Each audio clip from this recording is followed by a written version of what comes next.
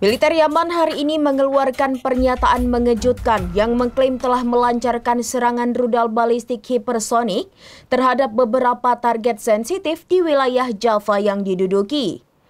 Menurut pernyataan tersebut, serangan itu menggunakan rudal jenis baru yang disebut Palestina II yang diklaim memiliki beberapa hulu ledak.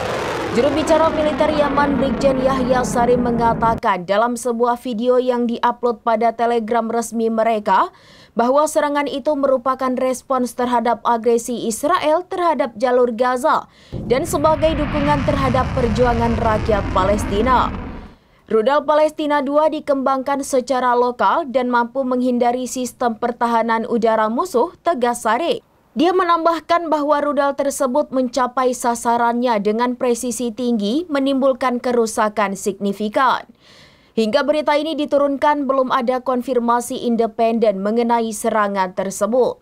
Pihak Israel belum memberikan komentar resmi, namun laporan awal dari sumber-sumber keamanan Israel menyebutkan ada sirine peringatan yang terdengar di wilayah Tel Aviv dan Jaffa diikuti oleh ledakan yang tidak dapat dijelaskan.